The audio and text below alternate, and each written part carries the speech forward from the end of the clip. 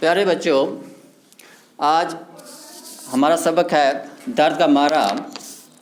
جو پشکر ناتھ کا افسانہ ہے۔ آج ہم دیکھتے ہیں درد کا مارا۔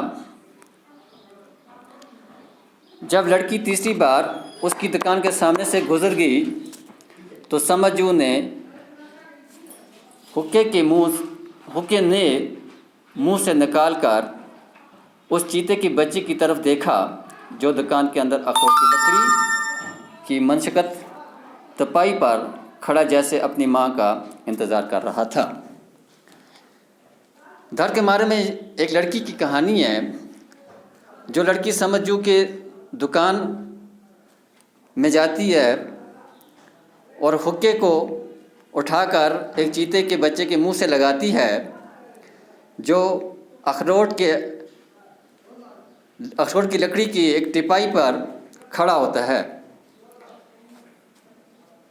سمجھو کے ہونٹوں پر ایک من موہنی سی مسکراہٹ پھیل گئی۔ یہ منظر دیکھ کر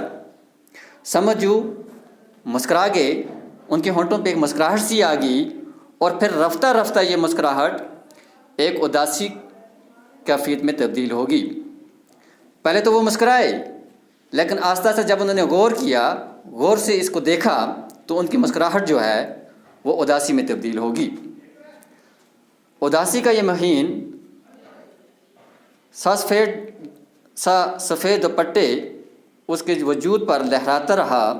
اور آہستہ آہستہ اس کے وجود کو ڈھکنے لگا،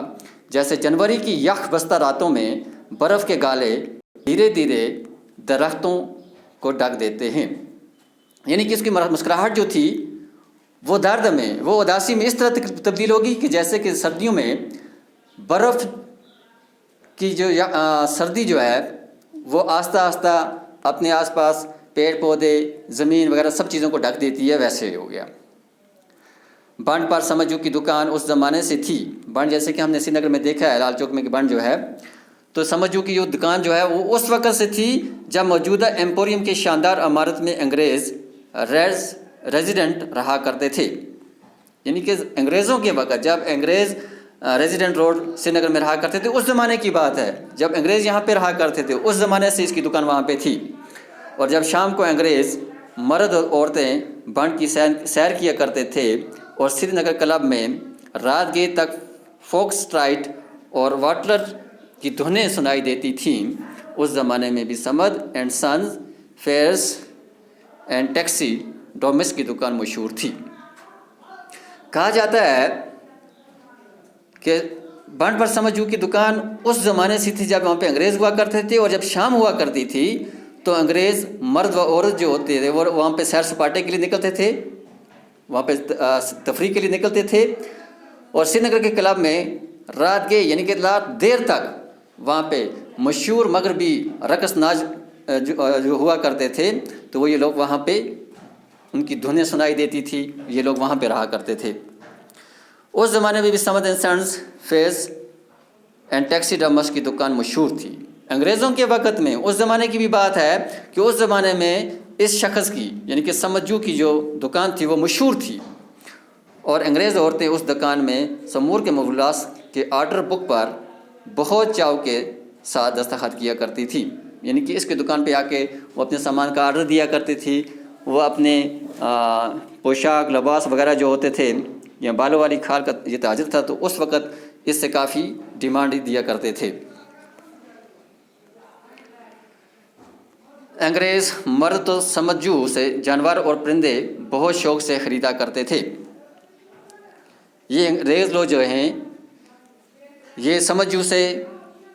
جو پرندے وغیرہ ہیں، جو جانور وغیرہ ہیں وہ خریدا کرتے تھے۔ تو یہ کوئی پالتو جانور یا زندہ جانور وہاں پہ نہیں بیچا کرتا تھا، بلکہ اس کے پاس کیا ہوا کرتا تھا کہ جانوروں کے کھال کے اندر یہ بھوسا وغیرہ بار کے، یہ گھاس پھوس وغیرہ بار کے جانوروں کی شکلیں بناتا تھا، پرندے بناتا تھا، تو جانور بناتا تھا، تو وہ لوگ اسے لیا کرتے تھے، جیسے کہ چیتا، بارہ سنگیا، مارخور اور اس طرح کے پرندے ہو کر سر کی مرغیاں، وولر کے راج، ہنس، ڈھیلے جال کی رام چڑیا، مانس بل کی بطخیں مردہ جانوروں کی کھالوں میں نیا فٹ کرنے کا فن سمجھو نے اپنے باپ رمضان جو سے سیکھا تھا. یعنی اس طرح کے یہ جو مارخور ہیں، چیتے ہیں، بارہ سنگیا ہیں، چیرے ڈال کی ہنس ہیں، رام چڑیا وغیرہ ہیں، بطخیں وغیرہ ہیں، تو یہ رمضان جو وہاں پہ بیچا کرتا تھا. تو یہ لوگ اس کی ڈیمانڈ کیا کرتے تھے. اور یہ سب ہنر جو ہے یہ رمضان جو نے یہ سمجھو نے اپنے والد رمضان جو سے سیکھا تھا. رمضان جو ان پڑھ تھا، یعنی کہ وہ پڑھا لکھا نہیں تھا، لیکن خدا نے اس کے ہاتھوں میں ایسا جادو بھر دیا تھا کہ لوگ حیرت سے دانتوں تلے انگلیاں دبانے پر مجبور ہو جاتے تھے. ان پڑھ ہونے کے باوجود بھی یہ شخص اتنا ہنرمند تھا، اس کے اندر ان چیزوں کو بنانے کا ہنر اتنا خدا تعالیٰ نے دیا تھا کہ لوگ اپنے دانتوں تلے انگلیاں چبنا، یعنی کہ